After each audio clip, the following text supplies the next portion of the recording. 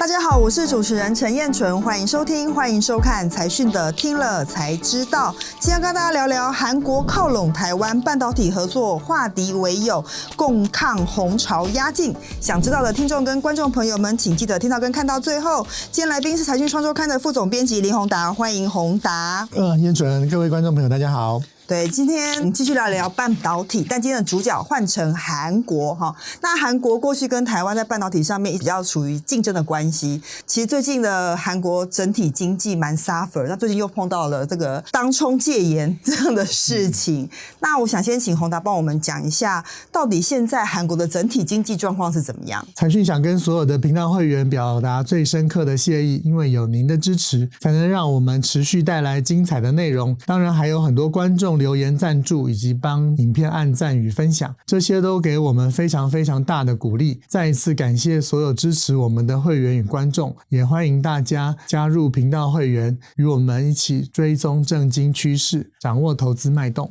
其实韩国它现在是一个往下走的状况，韩国中央银行叫韩国银行了大概在10月左右的时候，它连续的第2个月降息， GDP 的预期也下调，大概2024年的成长预期本来是 2.4， 那现在下调到 2.2， 那2025年的成长预期本来是 2.1，那成长到 1.9， 就是意思说2025年的预期本来就已经比2024年低了，结果现在更低，就是这个状况，看起来是每况愈下。那尤其是说半导体是它贸易非常重要的项目嘛，到底它现在出口状况是怎么样？我们看到了一个韩国经济研究院的一个报告了，就是说韩国的半导体的出口过去都是占它总出口额的大概 20% 以上，在过去5年里面就有1年它是占到 25%， 你等于每出口4块钱就有1块钱是半导体，来自半导体，所以有多重要这个不言可喻是。但是呢在23年的时候它是降到了20%。那我们还没讲到24年，前几天还重新再去看了一下三星的第3季的财报，你会看到其实很有趣，三星第3季的财报它的营收是成长的，但是它的获利是大幅的下滑。你同样出口10块钱的东西，可能过去赚5块钱，但现在可能只能赚3块钱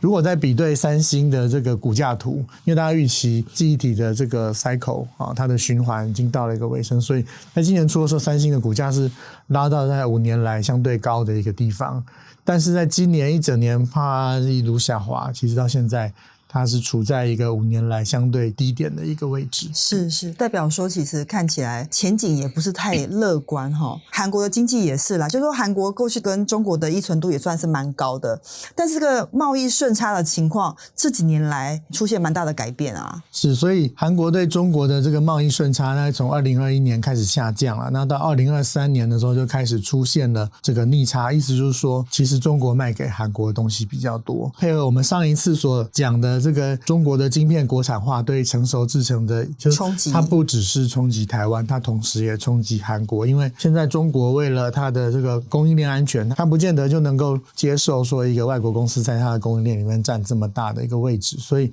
韩国的贸易非常非常的仰赖半导体，所以我们上一次所提的中国晶片国产化它的影响，同时也严重的影响了韩国的经济。真的，所以不是只有台湾受到影响，韩国也是。那其实这次宏达也有讨论到说，包括记忆体现在出口到中国的地方的情况是怎么样？根据这个韩国经济研究院的报告，23年的时候它出口到这个中国跟香港，因为香港其实它转口后面还是往中国去嘛，所以快闪记忆体的话占韩国出口的总额大概占 68%， 那它的DRAM的 67% 是出口到中国。另外一个方面呢，韩国人其实担心他们在这个记忆体领域的影响力在下降他们是把所有的记忆体放在一起当然韩国在DRAM的影响力是相当高啦，但是如果把全部的记忆体算进来的话，2018年的时候韩国整体在记忆体的市占率大概有 29% 左右，22年的时候全球的这个记忆体的市占率韩国大概剩下 18.9%， 所以韩国人是担心记忆体的竞争者多了。看起来应该还是来自于中国的竞争是最主要的对手吧？这不一定，因为中国它现在正在刚开始放量爬坡的阶段，所以它占全球的市占率还没有很大，但是基础的记忆体恐怕大家也都在扩。台湾你看我们华邦前几年也在扩嘛，美光更是在台湾大力的扩产，非常非常快的扩产，我想美光扩的规模可能是比较大的。所以这样其实就是相对压缩了韩国的发展空间啦。是，所以其实韩国总体来看，刚刚经过了宏达的说明，它等于是从总经到整个半导体，基本上是半导体就拖累了总经的发展表现了啦。其实都是非常的辛苦。不过另外一个东西，为什么我们这次会讨论这个题目，是因为我们意外发现了说，没想到在韩国半导体跟总经这么辛苦的情况下，台韩之间的半导体贸易确实是增加的。对，就是说我们其实在这一次有一个表格哈，各位可以看，在2019年的 Q1 的时候呢，台湾从韩国进口的记忆体大概是9亿美元，但是到了24年的第3季的时候啊，其实它已经到了59.63亿美元哦。光看这个进口的数字，它就增加了相当多。如果我们看过去5年，更有趣的是台湾向韩国出口的DRAM哦。我们都知道韩国是DRAM大国，19年的 Q1 的时候，我们这一季的出口到韩国的DRAM大概是2500万美元，没想到到24年第3季的时候呢，它是快速增加到了3.14亿美元，是增加了10几倍哦。所以这才是我们这个题目做它的真正原因，就是说，怎么有一个这么罕见的一个情况，因为是5年来很少见到的状况，而都是在2024年的时候，基本上是急速的增长跟增加嘛。那我们就想进一步问说，到底为什么台韩的半导体，尤其是记忆体、DRAM这方面进出口的贸易额突然陡升啊？这就我的了解了啊。第一层它其实跟这个 AI 所用的 HBM 有关啦，因为目前我们都知道 HBM 是DRAM堆叠而成的嘛，所以它的加工是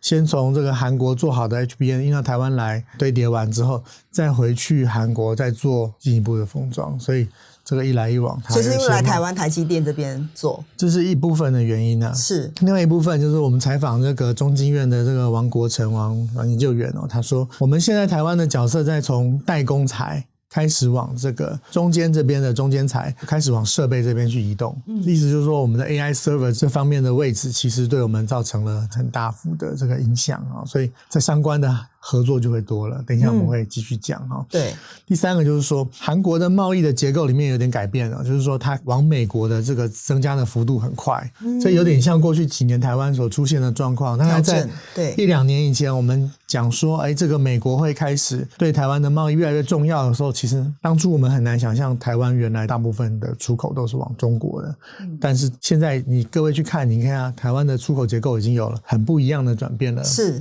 美国跟中国的角色正在互换，韩国现在正刚开始在发生，所以他们也跟着我们一样的脚步在走这个方向。所以那意思是什么呢？你如果要往美国去，那你跟台湾的合作段势必就要加大。了解，所以其实这次我们也做了蛮多的采访想要了解这个架构下面到底台韩的半导体的合作内容大概是有哪些。那可以先谈三星吗？因为三星看起来过去跟台湾距离蛮遥远的甚至我们过去跟它有点竞争关系，现在看起来不一样了吗？我们举个例子，像6月的时候，其实三星跟云达签了一个协议嘛，就是说云达直接跟三星买。不过这个是比较小的事情其实比较大的是我们看到了在 SEMICON 的时候，就是台湾的半导体展的时候，其实三星跟海力士都派非常高阶的这个主管来台湾演讲。过去这个是非常几乎都是看不到的演讲之后呢，三星总部的这个半导体的行销人员还特别跟台湾的媒体茶会座谈，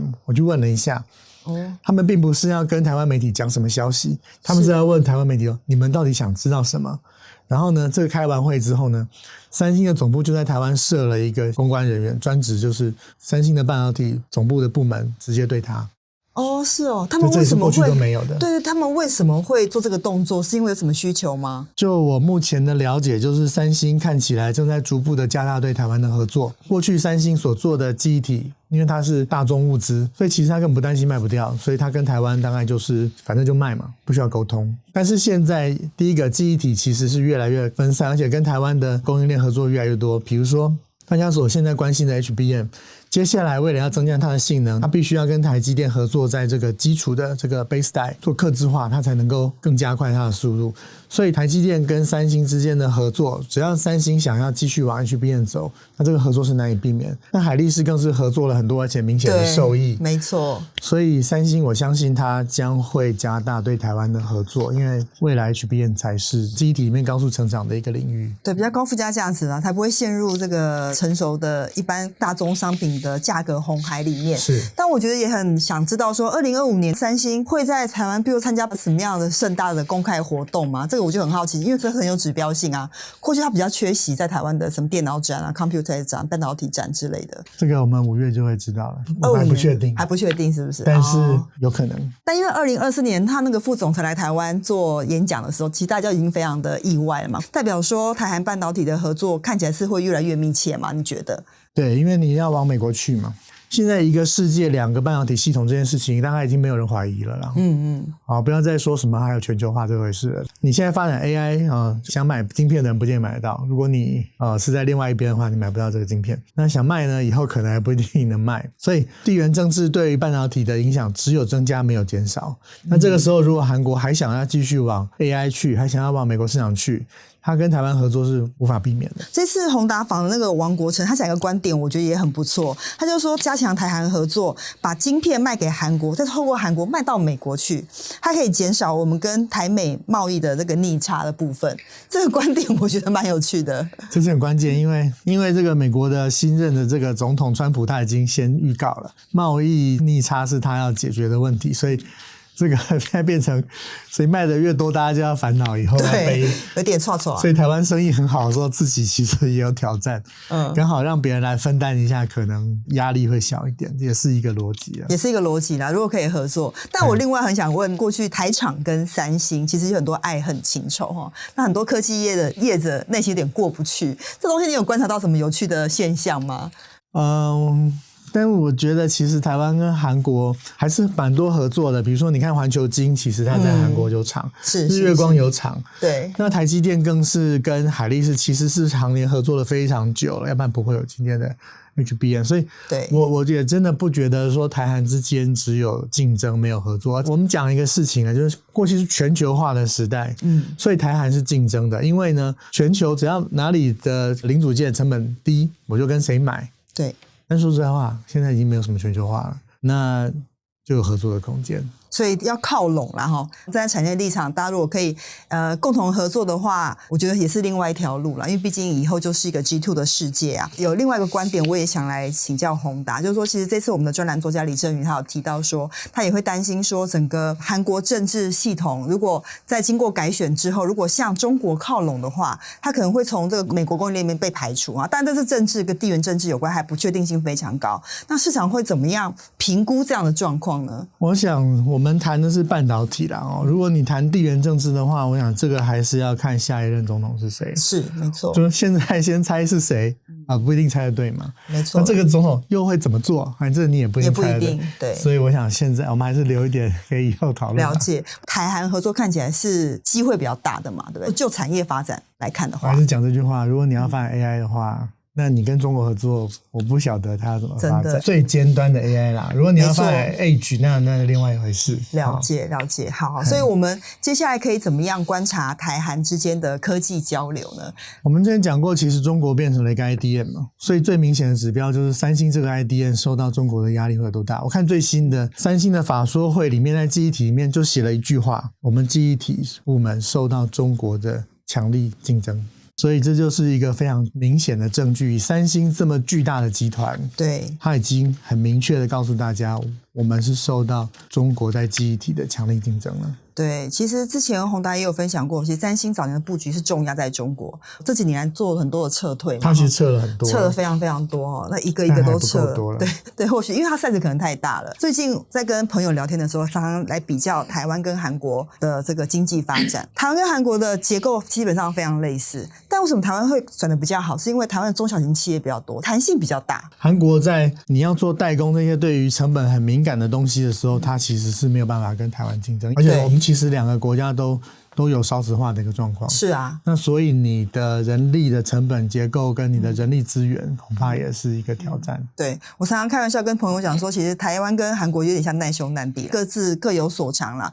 所以我觉得这个趋势还蛮值得继续观察的。那个宏达会继续为我们追踪我们最新的台韩合作。好，接下来我们要回复一下财团在听了才知道第219集里面，中国成熟制程红潮来袭，黄崇仁押宝两边，力积电却陷入死亡交叉里面的留言。好，这一期其实获得蛮多的回响哈，光是看留言就真的一大堆，常常看不完。那宏达应该也有接受到很多外面人给你的意见吧？先分享一下这个部分。我其实觉得说这个现象我已经看到好几个月了，对，但是现在才有机会写哦，大家现在才惊觉说中国已经变成了一个 IDM 了。我想这个部分现在的影响只是刚刚开始，我还是要讲这句话。我们之前看到的是美国不卖所产生的威力，如果美国不买或给你加关税，对于成熟制程会有什么影响呢？这个那就让我们继续看下去。对，它可能就是另外一场翻天覆雨的这个改变哈，我们只能静待观察。然后，对，如果我们再来谈成熟制程有多复杂呢？其实它又是一个很大的